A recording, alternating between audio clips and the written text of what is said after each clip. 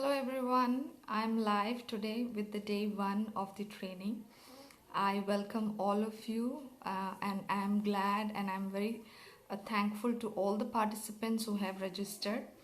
And this training, I'm really excited. Like the the topics that I have considered to share in these 5 days, and how you can use this training to create a personal brand. So, to begin with, this session is going to be at least 30 minutes or maybe 40 minutes, which I'm going to take live. And today's session is about why personal branding and how that can be a lucrative business opportunity. That's one thing, and the second thing is um, how you can use your personal power and create a business and find your ideal audience and customers that you can serve. So, personal branding is about two simple steps. One is to find your personal power, and second is to find your ideal audience. So it's like in markets we say it's the marriage of the product, and it serves the need. So when that marriage happens, the product is successful. So when you launch something that serves the need of the community, it's a perfect fit. So in marketing, they always use this term like, you launching something, it becomes something that the community is looking forward to, and you serve a need. Now the point here is, it's you as a personal brand.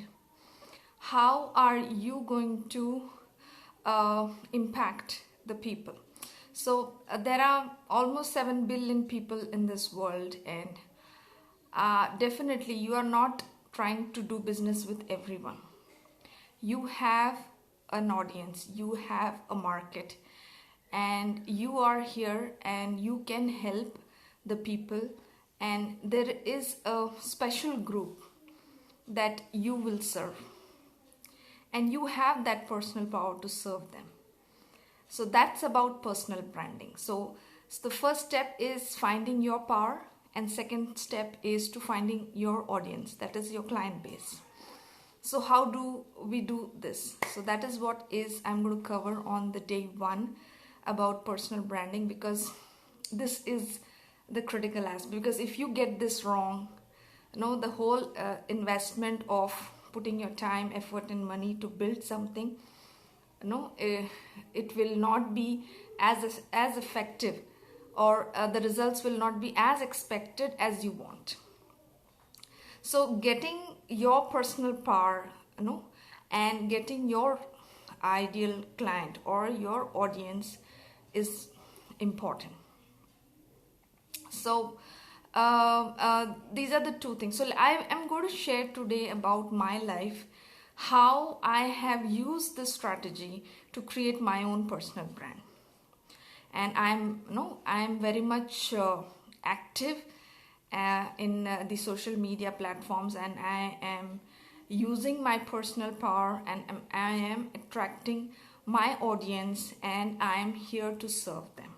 So how I have built this brand, and this is something I'm really not to say proud of. I am actually in love with my work right now, because every day morning I wake up like, oh my god, I have to do this. I am so excited to create new things, new programs, new content, new ways to serve my audience, because I am right now clear that what I have and what I can provide to my community, who I am and who is my ideal client. So that clarity I have completely.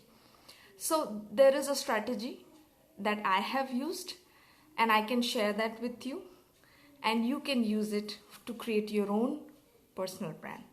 And when you do that, you can not only have a lucrative business online, which is an additional income that you make, You will also add revenue to the existing businesses that you have.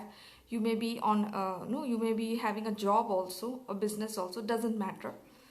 And if you are a aspiring entrepreneur, or you are a startup owner, the way you pitch yourself in front of your investors and business partners, this training can make a difference there. You will impact in a way that people connect with you, and they connect with you that they want to do business with you.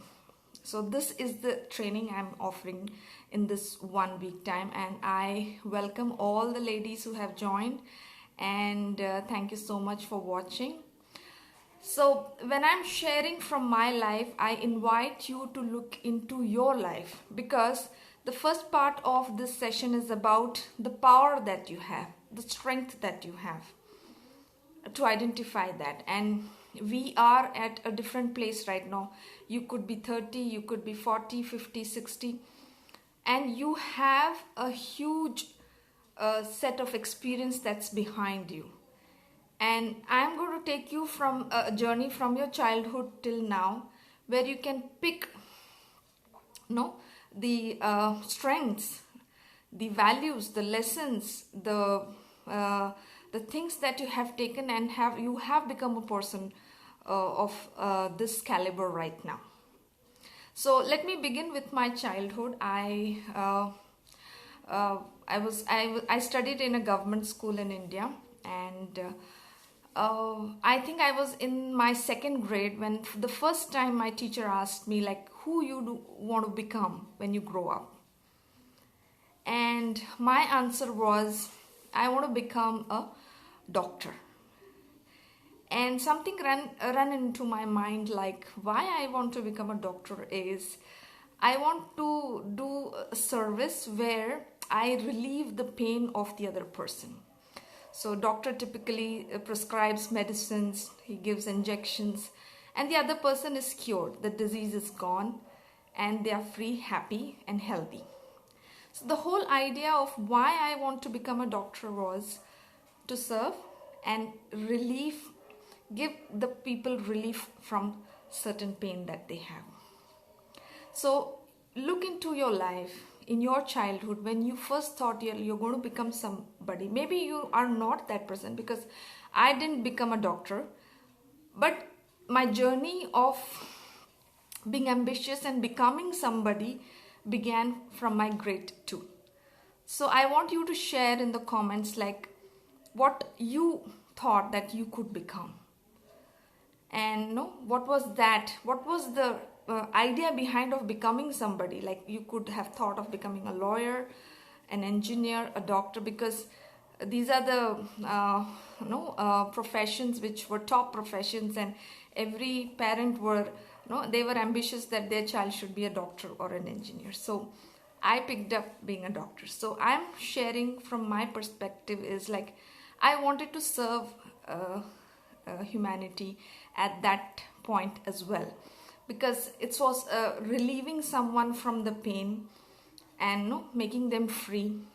And thank you, Sangeeta, for sharing that you want to become an engineer. Now look at why you wanted to become an engineer even when you were a kid, because that's important. Because the why is very important. Whether you became engineer or not doesn't matter. So my why was that I want to serve people, and I solve their problem. I solve the problem of, they have a pain, they have a disease, so I am going to cure them. So thank you, Habiba. Thank you for sharing. Tell me the why you wanted to be a librarian. Welcome, Laura. Why you wanted to be somebody. As a child, what went into your mind when you said you wanted to be a librarian?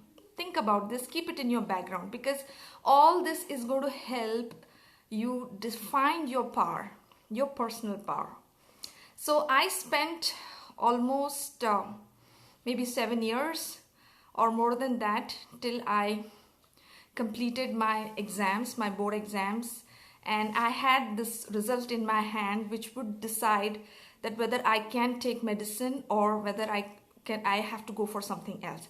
So being the medicine and engineering faculties were the top grades. So the top, only the toppers can choose to be doctors and choose to be engineers. And I was really surprised that I had more marks in maths than biology. I really worked hard. I wanted to be a doctor. It was actually driving me crazy till I did my board, the 12th grade. And my whole passion, my hard work, my energy, my intention, everything was focused on becoming a doctor. And maths, I took it because I was good at maths, and I didn't have a problem in taking two major subjects. But to my surprise, I had more marks in maths. And in the early 90s, computer science was a hot subject, and that was something that everybody was running to get a computer science engineering degree. And since I had more marks and I had a better opportunity in becoming a computer engineer, and the fees also was pretty less. I also had the medical opportunity of doing becoming a doctor. But I chose maths because what I saw that I had better strength in maths rather than biology. So I chose maths because I thought it would come easy for me. So as a career option, I actually banked on my strength. So my strength was maths, so I chose engineering. So tell me, when you were graduating, what was your strength? What made you choose a certain degree to graduate? What was your strength? Share in the comments. So yes, so now I have moved from being service to people where I can cure them to becoming a computer science engineering graduates. Now, why computer science? Now the logic here is very interesting. Why I like computer science as a subject is computer science is about programming, and programming is about problem solving. So I loved problem solving. So why I chose computer engineering is because I wanted to do programming to solve problems. So you see a connection. So eventually, whatever I chose, somewhere it all had the same intention. So when I joined the college, I liked the computer science subjects, all with respect to computer and programming, because it was really fun. But the other subjects like electronics, mechanics, and all that was coming in between and messing with my mind, and I was like, I made a wrong decision. This is not the place I wanted to be. But then I continued with my degree. I completed, but the point is, I was friendly. I was okay, and I was comfortable with the subjects which where I am good at, where there is my strength. So maths and problem solving, computer programming came very easy to me. So, but then all the other subjects, I really hated them, and that made me really feel that engineering was not the right idea. So now again, when I am out with my degree, did you choose a job that satisfied your passion, or did you choose something else? So share with me. You share with me in the comment, like you chose a certain degree and you graduated, and did you find that job that really fulfilled you? And what I did was I became a faculty and a trainer, and that was my favorite passionate area, because I loved speaking to people. I loved working with people. I loved interacting with them, because 4 years into engineering I really realized that it's all about machines and working with machines, creating code. And that was really though yes, I would have developed amazing applications that run the world, but I'm not working with people, I'm working with machines, and that was not a good feeling. So I ended up becoming a faculty, and a computer science faculty. And again, so to connect the dots, the connect the strengths, I actually loved working with people, talking to people, and seeing a result in their life.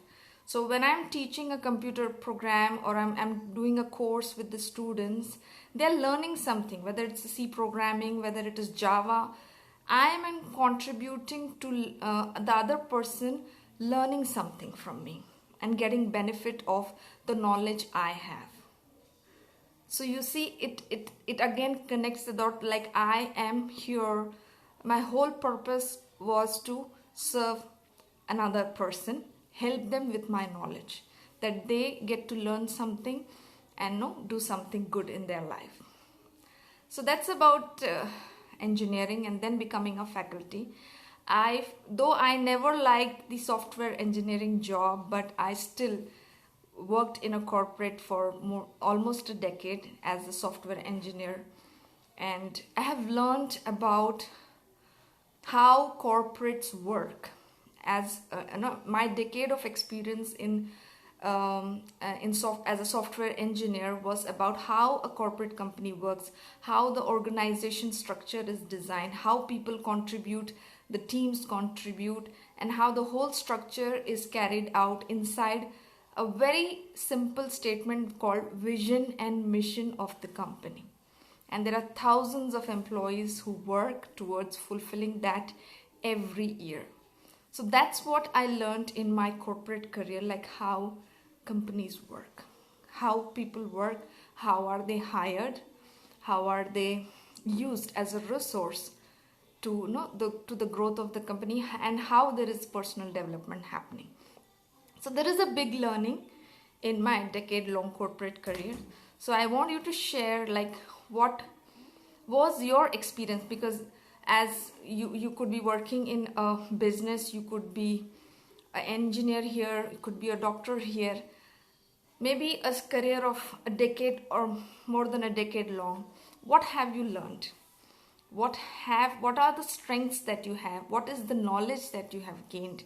What is the expertise or skills that you have in that decade long career that you have? Please share in the comments, so that I can come to know like who you are, what's your background, and how you have evolved as a person the way I am.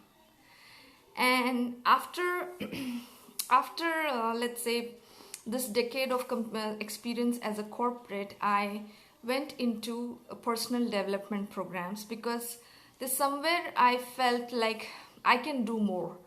There's something more about my life. It's not just about having a family, going for a job, and being comfortable where you are. And I had a perfect life, but there was something more I can do. There's something more I can do. That made me venture into personal development. I really wanted to look at what I can do with my life. Is that all I can? Because my manager asked me this question, and this is a common question you get from your HR department, like, where do you see yourself after 5 years?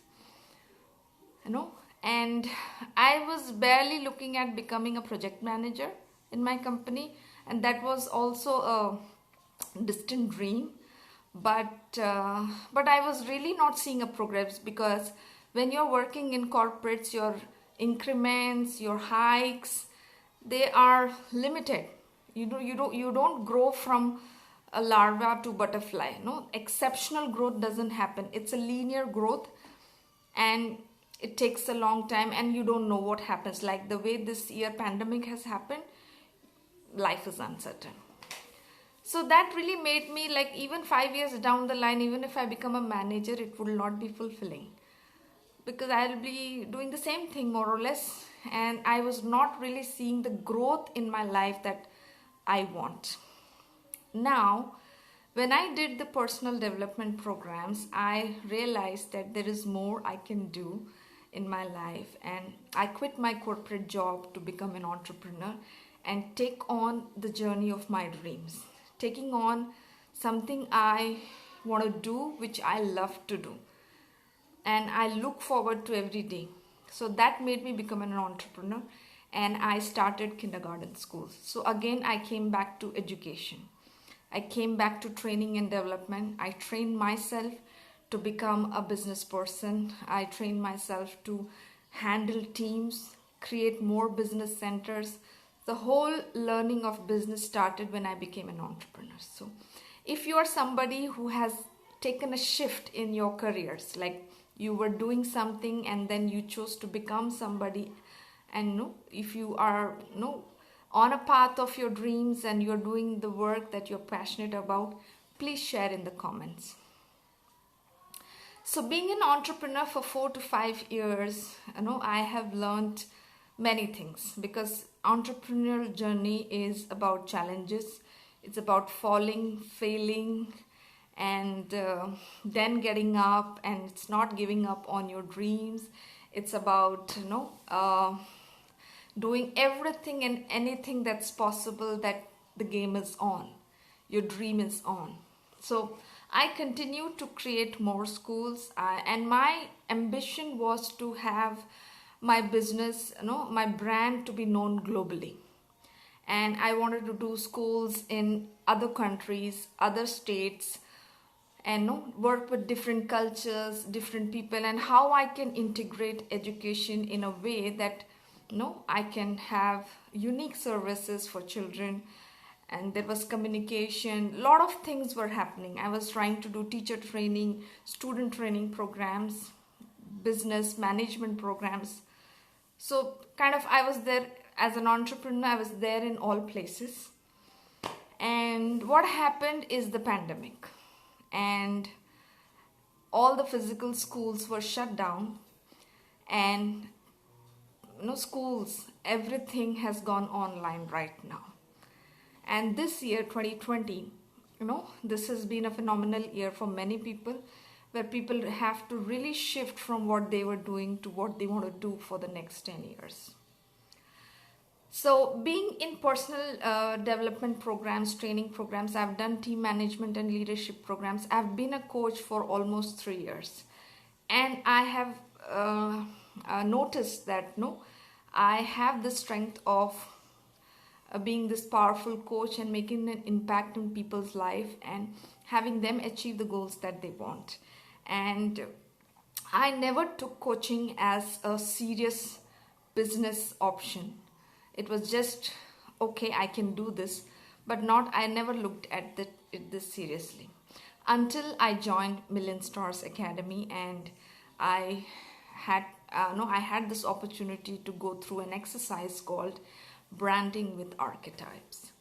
So let me summarize the whole thing. When I'm talking about personal power, I have shared my life from my childhood till now, and I have added many feathers on my hat.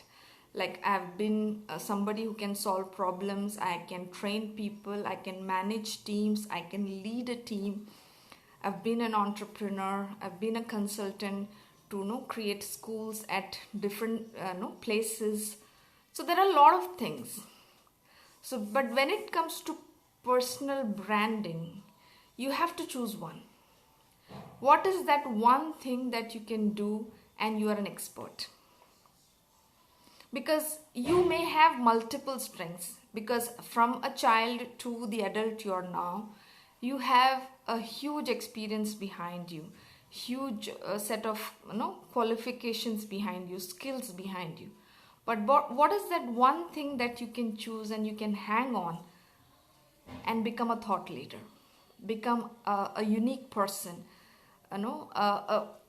like you can influence people and you can solve a very specific problem, because it's personal branding is about becoming a specialist rather than being a generalist, like a variety of things. No, it's about talking about just one thing.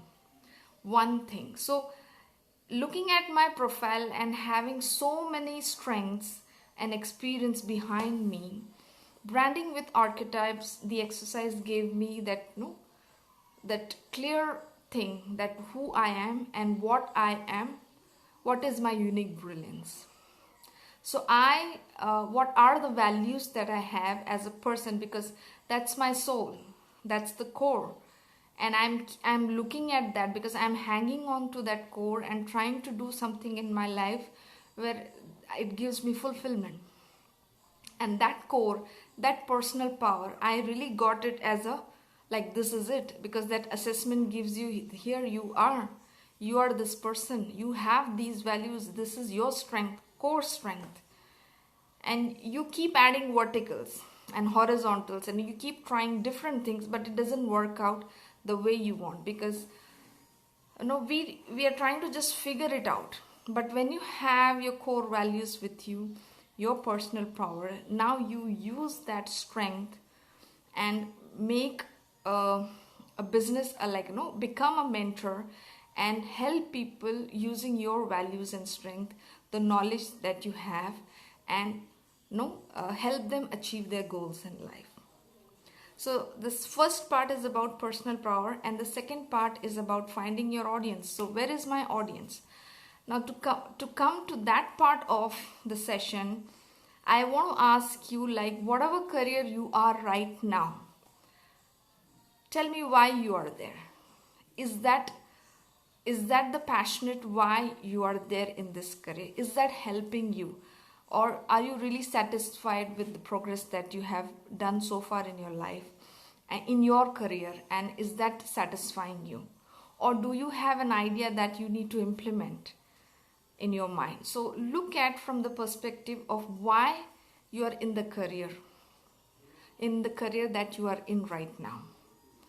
And because this why is going to tell you where is your ideal audience, where is your market, where is your clients, where is your customer. Because you cannot do business with 7 billion people. You have to filter the people with whom you can work with, and they are the people who will who are looking forward for your strength, your power to serve them. And what is the magic between that can bridge this, your power and your ideal client? So the secret behind this I am going to share in the last day of where I'm going to talk about the you as your personal brand. But right now let us focus at finding your values and personal power, which can serve an ideal set of clients, which only you can serve, and that will give you complete satisfaction of serving them, and they are actually looking forward to you as a coach, as a mentor who can serve them.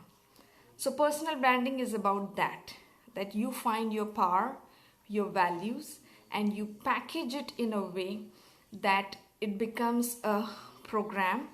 You create a program around this, and when you start talking about this program and the right kind of vocabulary that you use to talk about this program in the market, is when your clients, out of the 7 billion people, the people who wants to work with you will get attracted to you. And for that you need to use a right kind of vocabulary that connects the audience with your brand. So this is the first thing, like the first and most critical thing, that you don't want to get it wrong. Your personal values, your power, that will attract the ideal audience and the problem that you are going to solve on earth. Because the problem that you're going to solve will actually will also decide the audience that you're going to serve. And the more specialist you are, rather looking at becoming a generalist, the more the narrow your niche is, the more money you're going to make. So the journey of finding personal power and finding your ideal client is about narrowing your search. Like yours, the 7 billion people, you're narrowing to a set of people or community that you can serve, and you have the strength, you have the power, you have the expertise. You need to package it and put it into a program, become a mentor, and you start talking about this program. As when you start coming into the social media, you start speaking about what you're doing and what help you can offer. That's where people get connecting. So personal branding, identifying your ideal client, the first step is to identify your power, your values, and people use different techniques. The technique that I have used is branding with archetypes, and that has really helped me narrow down my values, and I'm trying to focus only on those strengths, using that branding as my language to attract my clients, my people who wants to get service from me. And that's the point. So there will be there is a workbook that I have sent to all of you, and I want all of you to look at the questions on the workbook and answer them, because there will be homework for you for this session and all the sessions that are going to come for day 1 to day 5. And the question for today is, why you want, what is the big why are you in this career, what is the passion behind this, and what are you creating, what's the why? So because people listen to why are you doing rather than what are you doing. If you come into a video and you show up on social media and you keep talking about, I have this product and I have this product and I do this, people are not interested in knowing what you are doing. People are glued when you talk about why you are doing, because when you start speaking about why, people get to know your intention of why are you here and what is your intention of being here and talking about personal branding like I'm doing right now. So my big why is I am here to educate common men and women such that they have the power and power to make bold choices, and they have freedom to have their voices heard. And I have taken a good time to really figure out what is the problem I'm going to solve. And the problem that I'm solving is connecting people. And I am someone who build heartfelt connections between people, and I build trust in relationships. So that's one of the core strengths I have, and I'm using this in my program and using this in my trainings, help people to connect, and they build the abilities to connect with another human being. And this is the big why. And why, so again I was talking about what, so the why is, the big why that I have is why I am here in this career is to stand for equality, like humanity, because I want people to be loved the way they are. It doesn't matter which culture you are, which community you are, what kind of education you have done, are you in a job, whether you have money.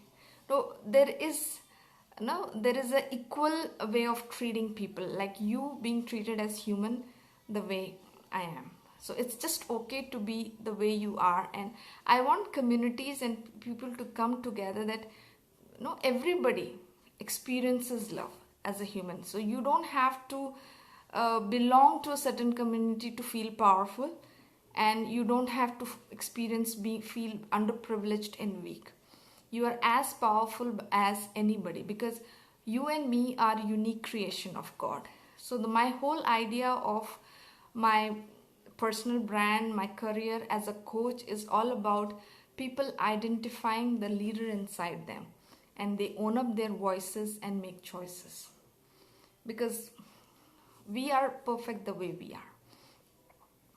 And I am not looking at certain communities becoming powerful and strong and capitalizing on other communities' weaknesses and their conditions.